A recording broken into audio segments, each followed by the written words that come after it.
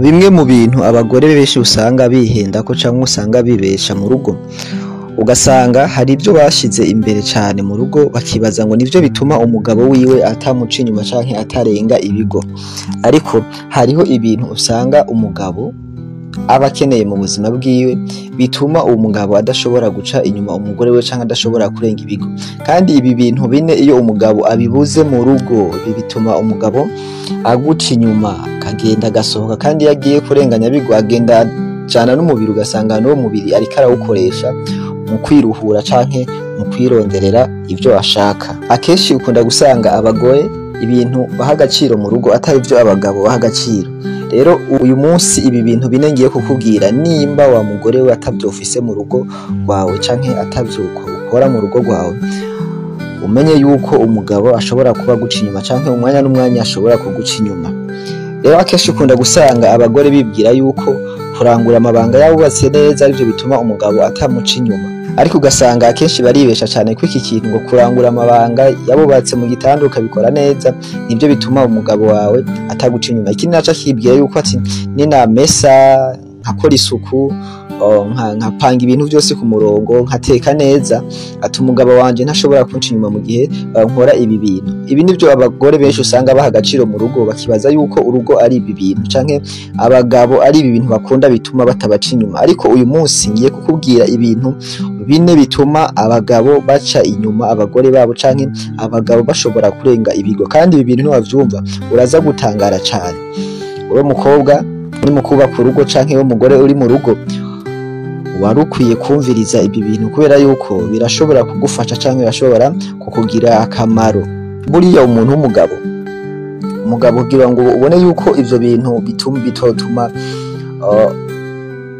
ataguca inyuma, cyo kuvuga ngo ukora amabanga neza mu gitanda canke ukora isuku, no kuvuga ngo ivyo bintu wewe ugiye kuvuga ngo agira gutware canke agira agende kugira umugore, hari igihe usanga yari asanzwe abironka hanze, hari igihe usanga ivyo byo kuvuga ngo uzomumesera uzomutekera, hari igihe usanga yari afise umukozi abimukorera, mbere ugasanga abikora neza ho gusumba. Turi mu gihe caho abagabo usanga aryamana n'uwo babonye bose, mugabo yiwewe kutibaza impamvu umugabo adesida akavuga ati jewe uyu muntu harageze ko ndamugira umugore wanje. Wewe rero umugore ukaca ugenda wibwira yuko kuja mu rugo ari kurangura amabanga yabubatse, kumesa, gupanga ibintu canke guteka, ukaca ugenda ugakora ivyo nyene, ariko hahera iminsi ukabona umugabo wawe atanguye kuguca inyuma, atanguye kuvugana n'utundi dukobwa ku ruhande, ariko ukaca utangura kuvuga ngo abagabo ngo barabuze ihero ry'imiti, abagabo ntibafise ingene bafatwa.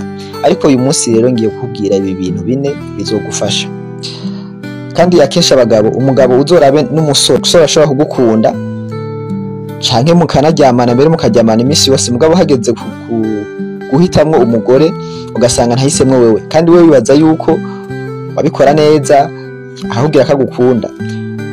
Je nagiye mbona abagabo benshi avuga ati je urya mukobwa ndamukunda, ariko uyu ntitwomarana ubuzima bwanje bwose, canke ati urya mukobwa turaryamana arabizi mu gitanda bikora neza, mugabo je urya mukobwa ntitwomarana ubuzima bwanje bwose. Rero ngaya amabanga ane atuma umugabo yiyumvamwo umugore wiwe bigatuma atamuca inyuma. Ico usabwa rero ni iki: nimba uri mushasha wisanze hano hantu, kora subscribe canke ukore s'abone kugira ngo ibiganiro nk'ibi bizohere gushikira buri munsi, hanyuma nimba ikiganiro kigufashije udusigire commentaire. Ikaze kuri Juferchi. Ikintu rero ca mbere abagabo bakunda, wowe mugore ukwiye kumenya canke wowe mukobwa ugira uje kubaka urugo ukeneye kumenya, ni kumwereka ko umukunda, kumwereka ko umwitayeho. Umugabo arakunda umuntu amwereka yuko aruta abandi bose bagabo babayeho kw'isi. Nimba wewe uri umugore ugasanga umugabo wawe muri kumwe, ukaguma umwereka abandi bagabo bamuruta, ukaguma umwereka abandi bagabo, hanyuma yataha muhira ukamufata uko ushaka, ukamujara, ugasanga ntushaka kumuganiriza, yashitse wamufunguriye wamugaburiye neza, mugabo umweretse yuko umenga ntumwishimiye, hanyuma buri kanya uvuga ngo banaka bimeze uku, ugasanga abandi bagabo nibo uha amasifa cane canke abandi bantu bo hanze nibo wereka yuko ari ab'agaciro, aribo bashoboye. Buriya umugabo ntakunda umugore amusuzugura mu buzima bwiwe. Rero mu gihe wewe umugore usanga ibintu byose bikora neza, mugabo ugasanga umugabo wawe ntumwereka yuko afise agaciro, ugasanga buri munsi wama umugeranya n'abandi bagabo ati banaka ingene barya bagabo ari abandi ingene bakora cane nawe ntaco ufise canke iki. Ibi ni bimwe bituma umugabo yumva yuko adakunzwe canke yumva ko atamahoro agira.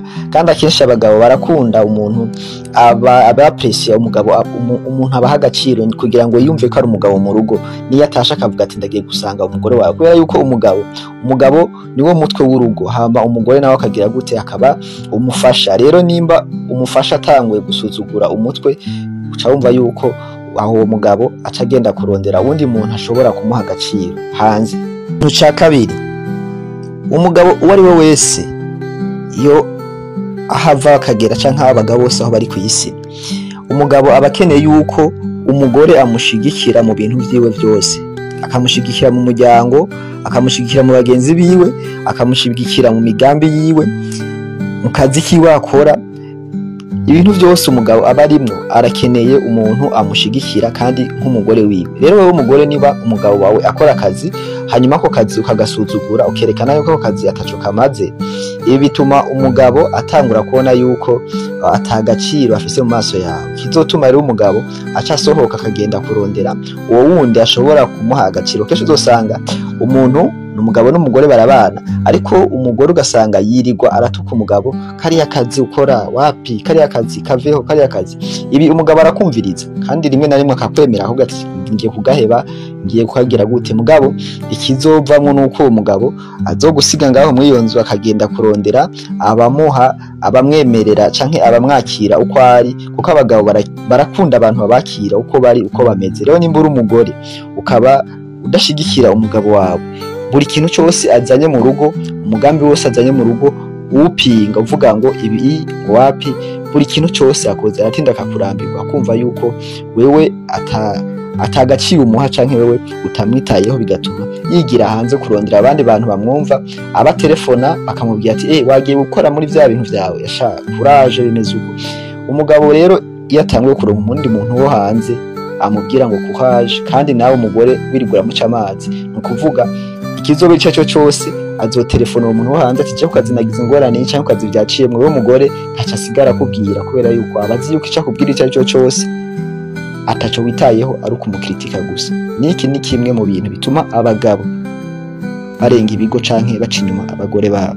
Ikintu ca gatatu, umugabo arakeneye imfashanyo y'ivyumviro mu bintu akora. Akenshi hari igihe usanga warongowe n'umugabo yamaze ugafata ugasanga afise amafaranga, umugabo rimwe na rimwe arakenera kubaza ati none wewe nk'umufasha wanje, nk'umugore wanje ubivuga ko iki. Akenshi uzosanga umugabo nahaba yarondeye amahera akayaronka, bavuga yuko iyo umugabo arongoye neza inyuma y'imyaka 2, ivyo yamusanganye umugore biriyongera inshuro 2, naho iyo umugabo arongoye nabi inyuma y'imyaka 2 vya bintu biba bimaze kugabanuka. Akenshi uzosanga rero umugabo iyo akora ibintu afise umugore aba akeneye kumubaza ati none madamu wowe ibi bintu bibona gute, nimba uri wa mugore uca uvuga ngo ivyo birakuraba, ivyo biragusha, ivyo wowe sinzi, uyu mugabo azotangura kugenda kubaza abandi bagabo ati mbe abagore banyu niko bameze, mbe abagore banyu niko bameze canke umeze gute, hanyuma yipfuze kuganira n'ikindi gitsina gore cyo hanze ati mbe wewe ibi iye biba bimeze gute, bimeze gute. Rero aba bakobwa twita indaya canke bari ngaha, bo kwera bari cyo bariko bishakira amafaranga, ico umugabo cyose ababwiye baremera, hanyuma ugasanga wa mugabo atanguye kwibagira umugore, atanguye guha umwanya uwo muhabara wiwe, kwera ko uwo muhabara wiwe aramwakira akamuha n'imitwe rimwe na rimwe, kwera yuko uwo muhabara bayishakiye amafaranga, akamubwira ati wogenza uko zogenda neza. Mugabo nimba ashika mu rugo akavuga ati madamu bigende gute, aca kubwira ngo ivyo ngo birakuraba, ivyo nivyo wawe, ngo je ngo simba n'ingene no bigenza, ni 2 3 ijyaka nta kimwe azokubaza, azoca yisokera hanze abaza uwundi muntu, kandi muko gusoka hanze ngo ikabaza uwundi muntu. Burya ibintu byinshi bihurira mu biyago. Ikintu ca 4 arico cingenzi kesha abagabo bakuba bakunda mu buzima bwabo, umugabo arakunda umugore amuha icubahiro, wokora ibindi ivyo vyose ariko umugabo mu rugo rwiwe arakunda umugore amuha icubahiro. Nimba uri umugore usuzugura umugabo wawe, nimba ataraguca inyuma, umenye yuko biri mu nzira, kubera yuko aba bantu bari hanze canke aba bakobwa bari hanze bo barazi guca bugufi, barazi kubaha abagabo b'abandi bantu kuko barazi ko abagabo bagoye. Nimba uri umugore utubaha umugabo wawe, ahaye ndaguhaye amahirwe make yuko umugabo wategerezwa kuguca inyuma. Buriya abagabo barakunda umuntu abaha amahoro yo mu mutwe no mu mutima. Nico gituma ushobora gusanga umuhungu yarasohokanye n'umukobwa imyaka myinshi ariko ugasanga nta murongo canke ntamugize umugore wiwe bivanye n'imyitwarire, ariko ugasanga ahuye n'umukobwa amezi 2-3 ahise amushira mu rugo. Kubera iki? Kubera yuko amwubaha. Uzorabe umuhungu akundanye n'umukobwa amwubaha, no mu bantu agenda yivuga ati jewe urya mukobwa aranyubaha, urya mukobwa aranyumvira, urya mukobwa yemeze uko, akidesida gukora mariage canke akidesida kumushira mu rugo. Nimba rero nawe uri umugore udashobora gukora ibi bintu ngo ubahe umugabo wawe, nukuri ahaye uko bizogenda kose umugabo wawe azotegerezwa kugenda kurondera ico cubahiro hanze. Kandi ikindi kintu womenya mu buzima tubayemo canke mw'iyisi, iyo usajijwe n'umugore canke wewe usajije umugabo wawe, menye yuko umugore mugenzi wawe ari watuma uwo mugabo wawe atuza. Nawe uri umugore ugasazwa n'umugabo wawe, menye yuko ivyo bisazi bihozwa n'uwundi mugabo. Rero nimba ushobora kuba usaza umugabo wawe mw'ubu buryo, menya yuko ari undi mugore hanze ashobora kumuhoza ivyo bisazi. Rero ibi bintu bine ni bimwe mu bintu abagore birengagiza canke igitsina gore cirengagiza kenshi, ugasanga bariko bakora inshingano z'urugo, ateka, arakora isuku, akagira gute, akabikora neza mu gitanda, mugabo akibagira yuko ivyo bintu uyo muntu akiri n'umusore canke atarakuzana mu rugo rwawe yarabironka, kandi yari service ashobora no kugura hanze, akarondera umukozi akamutekera, akamumesera canke akarondera abo bandi bantu hanze nyene bagakora ivyo bakora. Ariko mu bintu umugabo aba akeneye mu rugo, ikintu ca mbere aba akeneye umuntu amufasha kubaka ubuzima. Kubaka ubuzima rero si ibi tuvuga vyo guteka no gusasa no kugira gute, oya, ahubwo kubaka ubuzima ni umuntu atuma umugabo yiyumva nk'umugabo. Akenshi umugabo yatararongora canke umusore aba yumva umenga ntiyuzuye, aba yumva umenga ntakwiye. Mugabo iyo arose umugore amushigikira, aba yumva yuzuye, aba yumva ashitse nk'umugabo. Rero nimba ibintu utabikora, menye yuko umugabo wawe ashobora kuguca inyuma umwanya n'umwanya. Mwakoze kumviza ikiganiro, jewe wumva ni Roy Jeff kuri GFL. Mwandanye mukora subscribe, murakoze.